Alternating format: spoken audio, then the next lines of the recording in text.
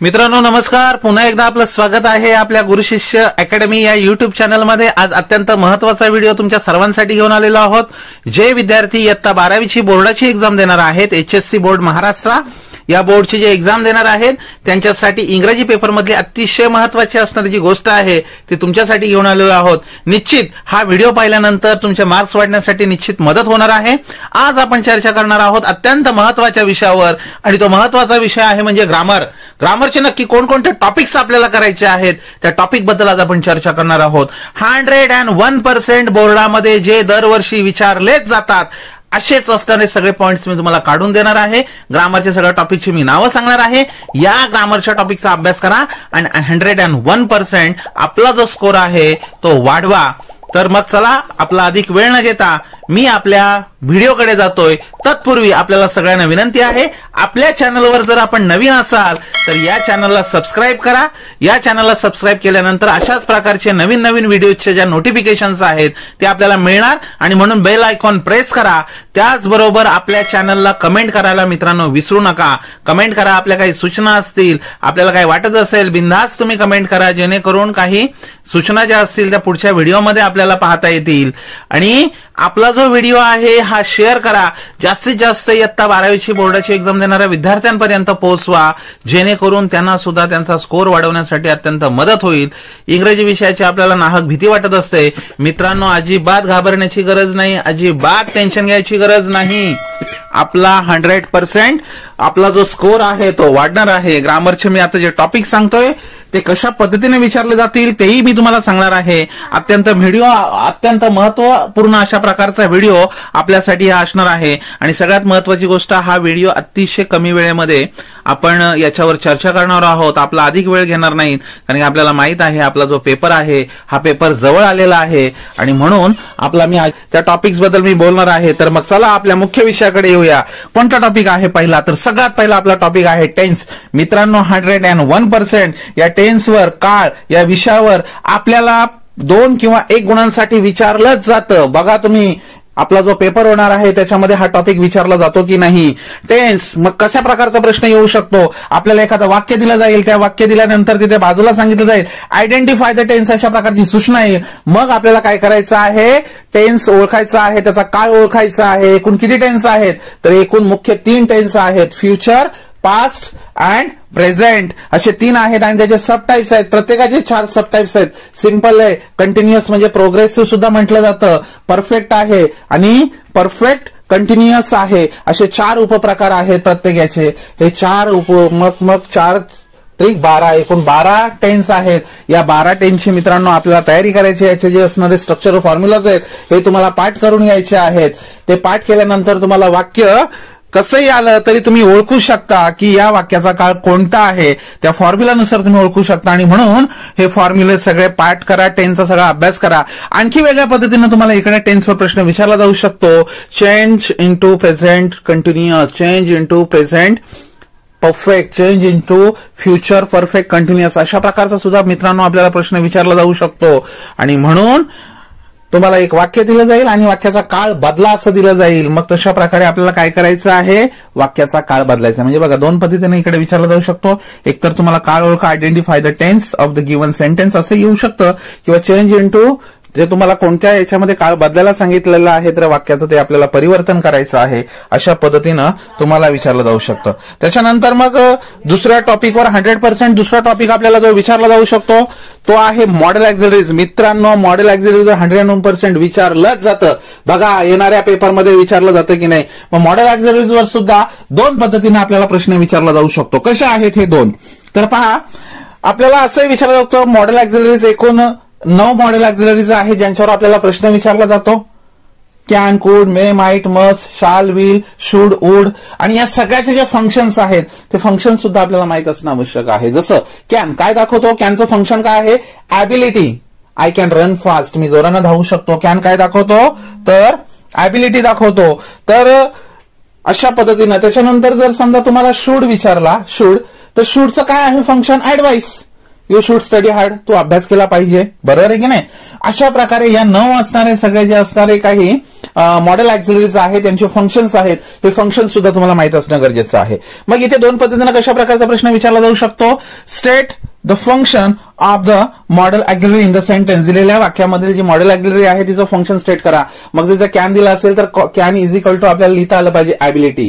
तिथे वुड दिला असेल तर आपल्याला लिहिता आलं पाहिजे habitual action in the past. म्हणजे आपल्याला फंक्शन सांगण्यासाठी येईल. किंवा असं येईल तुम्हाला काय केलं जाईल, rewrite the sentence using modal auxiliary showing dash dash dash. त्याचं तिथे डॅश डॅश डॅश मध्ये फंक्शन दिलं असेल.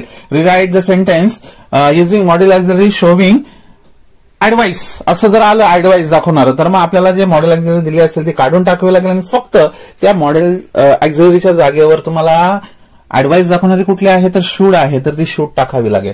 तिथे कॅन असेल, कुड असेल, मे असेल, माईट असेल, तो काढून टाकायचा आणि त्याच्याऐवजी आपल्याला हा जो ऍडवाइस दाखवणारा शूड आहे तो फक्त तिथे रिप्लेस करायचा आहे. बाकी वाक्यामध्ये काही चेंज करायचं नाही. अशा पद्धतीनं मॉडेल ऍक्सिलरीवर आपल्याला 2 पद्धतीने प्रश्न विचारला जातो. 100% येणार आहे.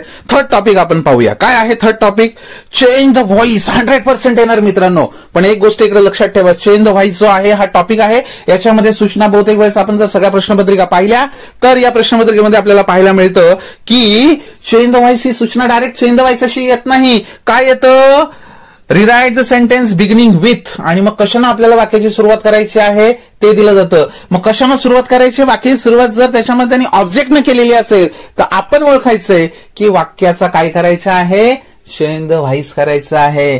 ऍक्टिव्हचं वाक्य आहे, व्हॉइस मध्ये करायचंय हे आपल्याला ओळखायचं आहे. चेंज द व्हॉइस अशा प्रकारची डिरेक्टली सूचना दिली जाणार नाही. बिगिनिंग द सेंटेन्स विथ आणि मग ते अँड रिराईट, मग ते बिगिनिंग सेंटेन्स विथ आपल्याला सिंगल इन्व्हर्टेड कॉमामध्ये काय दिलेलं असेल, वाक्याचा ऑब्जेक्ट. वाक्याच्या ऑब्जेक्टनं वाक्याची सुरुवात करायला सांगितली म्हणजे चेंज द व्हॉइस करायला सांगितलंय, ऍक्टिव्हचा पॅसिव्ह करायला सांगितले. अशा पद्धतीनं आपल्याला हे वाक्य लिहायचं. चेंज द व्हॉइसचा मित्रांनो अभ्यास करा. 1 मार्काला किंवा 2 मार्काला हे विचारलं जाईल. त्याच्यानंतर अत्यंत महत्वाचा असणारा 4था टॉपिक आहे सेंटेन्स अनालिसिस.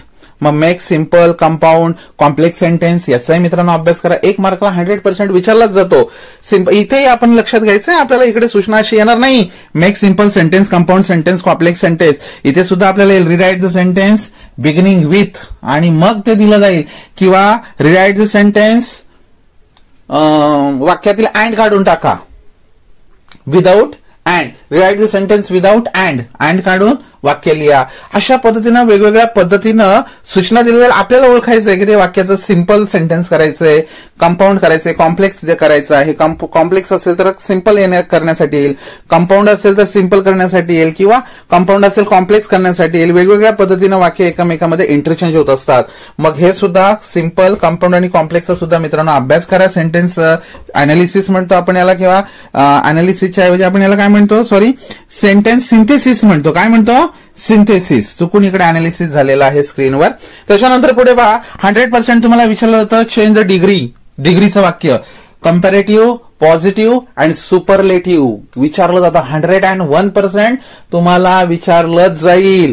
मग इकडे सुद्धा आपल्याला चेंज द डिग्री अशी सूचना येऊ शकते, किंवा rewrite the sentence beginning with असं येऊ शकतं. नो अदर वाक्याची सुरुवात करा असं जर सांगितलेलं असेल तर आपल्याला ओळखायचंय कोणती डिग्री करायची, पॉझिटिव्ह डिग्री. व्हेरी फ्यू ना वाक्याची सुरुवात करा असं जर सांगितलेलं असेल, rewrite the sentence beginning with very few, मग आपल्याला ओळखता आलं पाहिजे व्हेरी फ्यू करायला सांगितलं म्हणजे कुठली डिग्री चेंज करायला सांगितलेली आहे ती. मग हे डिग्रीचं वाक्य आहे आपल्याला ओळखता आलं पाहिजे. त्याच्यानंतर मित्रांनो 6वा 100% विचारला जाईल तो म्हणजे आहे डायरेक्ट इनडायरेक्ट स्पीच, किंवा त्याला दुसरं असं म्हणतात मेक रिपोर्टेड स्पीच. म्हणजे रिपोर्टेड स्पीच करा म्हणजेच काय करा, डायरेक्टचं इनडायरेक्ट करा. सूचना वेगळ्या पद्धतीने येऊ शकते, आपल्याला ओळखता आलं पाहिजे. रिपोर्टेड स्पीच जरी करायला सांगितलं म्हणजे डायरेक्ट इनडायरेक्ट स्पीच करायला सांगितलेलं आहे हे आपल्याला ओळखता आलं पाहिजे. मित्रांनो अशा पद्धतीनं ह्या 6 टॉपिकवर 100% विचारलं जाईल. आणि अत्यंत महत्वाचा आणखी एक असणारा टॉपिक जो आपल्याला क्वेश्चन नंबर 1 बी मध्ये विचारला जातो, नॉन टेक्स्च्युअल ग्रामर मध्ये. काय, B2 विचारला जातो. काय असतं B2 मध्ये, करेक्ट द सेंटेन्स किंवा स्पॉट द एरर. 100% ग्रामॅटिकली काहीतरी त्याच्यामध्ये मिस्टेक दिली असेल, ग्रामॅटिकली काहीतरी वाक्यामध्ये काय दिलेली असेल, मिस्टेक दिलेली असेल, ती मिस्टेक आपल्याला काय करायची आहे, ओळखायची आहे. आणि ती मिस्टेक आपल्याला करेक्ट करून ते वाक्य काय करायचं आहे मित्रांनो, पुन्हा लिहायचं आहे. जिथे तुम्ही ते वाक्य करेक्ट केलं त्याला अंडरलाईन करा, जेणेकरून पेपर चेकर आहे जो एक्झामिनर आहे त्याला तुम्ही कुठे वाक्य दुरुस्त केलेलं आहे ते लगेच लक्षात येईल. ह्या असणाऱ्या काही गोष्टी आहेत त्या मित्रांनो लक्षात घ्या. हे 101% विचारले जाणारे सगळे टॉपिक आहेत. याच्यावर 1 किंवा 2 गुणांसाठी तुम्हाला विचारलंच जाणार आहे. आणि आता आपण चर्चा करणार आणखी एक महत्वाची गोष्ट, या असणाऱ्या प्रश्नपत्रिकेमध्ये सगळ्या असणाऱ्या ग्रामरच्या क्वेश्चनसाठी आपल्याला ABCD असे 4 ऑप्शन्स दिले जाणार आहेत. त्याच्यापैकी करेक्ट ऑप्शन आपल्याला निवडून लिहायचं आहे. ऑप्शन लिहित असताना त्याचा जो क्रमांक आहे ABCD तो सुद्धा आपल्याला लिहायचा आहे. आहोत जे बहुतेक वेळेस परीक्षेमध्ये विचारले जातात, पण 100% येतीलच याची काही खात्री नसते. पण बहुतेक वेळेस काय केले जातात, हे टॉपिक आहेत, हे टॉपिक विचारले जातात. अशा टॉपिक्सवर आता आपण बोलणार आहोत. कोणते टॉपिक्स आहेत हे आपण स्क्रीनवर पाहू शकतो. तर नॉट ओनली बटल्सवर आपल्याला बहुतेक वेळेस विचारलं जातं, पण 100% येईल याची शाश्वती नसते, पण विचारलं जातं. नो सुनर दॅन, ॲज वेल ॲज या टॉपिकवर सुद्धा आपल्याला विचारलं जातं.